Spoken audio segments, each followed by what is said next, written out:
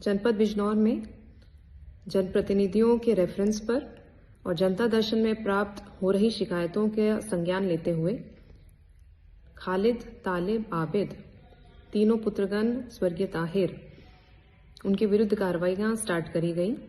अगस्त 2025 से ये कार्रवाइयां स्टार्ट करी गई। इन तीनों पे मुकदमे दर्ज हुए। SC/ST धारा का मुकदमा भी लिखा गया। साथ ही साथ गुंडा की कार्रवाई स्टार्ट हुई।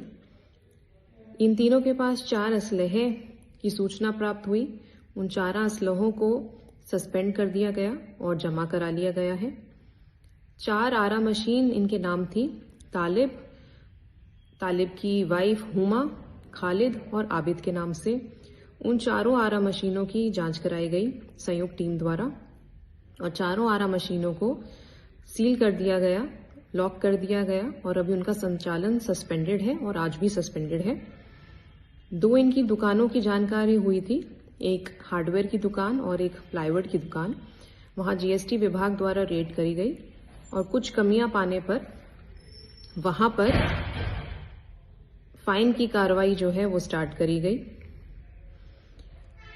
जनपद स्तर पर असेसमेंट होने के बाद सेक्टर स्तर पर यह असेसमेंट होकर गई है और सेक्टर स्तर से इनको लगभग 2 करोड़ रुपए का असेसमेंट का नोटिस दिया गया है, जिसका जवाब ना देने की स्थिति में इनके विरुद्ध ये धनराशि वसूल करी जाएगी। साथ ही साथ इनके नजीबाबाद और नगीना तहसील में 4 स्टोन क्रशर्स का उल्लेख जो है शिकायती पत्र में किया गया था। 2 स्टोन क्रशर्स ऐसे हैं जो हुमा वाइफ ऑफ तालिब के नाम है, जिसका नाम ताज स्टोन क्रशर है नजीबाबाद में और सुपर स्टोन क्रशर है नजीबाबाद में।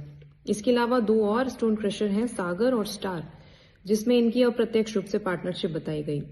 चारों स्टोन क्रशर्स की जांच हुई टीम से और वहां पर जो भंडारण किया गया था उसका स्टॉक से मिसमैच होने के कारण उन पे फाइन लगाने की कार्रवाई करी गई। फाइन 2.5 लाख रुपए से लेकर 2 लाख रुपए तक का चारों पर लगा, जिसका इन्होंने भुगतान नहीं किया, जिस वजह से इनका सस्पेंशन जो है चारों हमारे क्रशर्स का सस्पेंशन कर दिया गया है और उनके क्रय विक्रय पे रोक लगा दी गई है। साथ ही वहां पर ताला लगा दिया गया है। इनमें से एक सुपर क्रशर जो है उसकी जब जांच पड़ताल करी गई तो थोड़े से सरकारी नंबर पे उसका अवैध कब्जा पाया गया, जिस कारण से उसको हमने निरस्त ही कर दिया है। इसके अलावा एक आरा मशीन का संचालन कब्रिस्तान की लैंड के ऊपर पाया गया था, जिसकी जांच करा के उसको भी सील करा दिया गया था। इल्लीगल कॉलोनी काटने की शिकायत भी प्राप्त हुई थी। इस इल्लीगल कॉलोनी की जांच करी गई और वहां हमारी सरकारी नाली रिकॉर्ड में दर्ज थी, जिस वजह से वहां डेमोलिशन की कार्रवाई करी गई और वो नाली को वहां पर निकाला गया, कब्जा मुक्त कराया गया। साथ ही साथ ये कॉलोनी इल्लीगल है और सरकारी जमीन वहां पर है। इसका बोर्ड हम लोगों ने वहां लगाया है और वो बोर्ड आज भी वहां लगा हुआ है। इसके अलावा इनकी पुरानी एक फैक्ट्री जो बंद पड़ी थी उस पर भी सरकारी हमारी नाली और चक्रोड पे कब्जा पाया गया था, जिस वजह से वहां पर भी डेमोलिशन की कार्रवाई हम लोगों ने करी थी।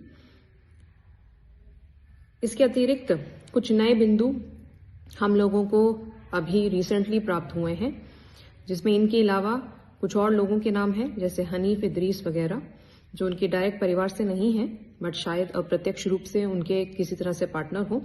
उन सब बिंदुओं के भी हम लोग जांच कर रहे हैं। किसी भी प्रकार से अगर कोई लीगल चीज, कोई गतिविधि पाई जाती है तो उनके विरुद्ध भी हम लोग नियमानुसार कार्रवाई करेंगे और शासन को इसकी रिपोर्ट जो है प्रेषित करेंगे। धन्यवाद।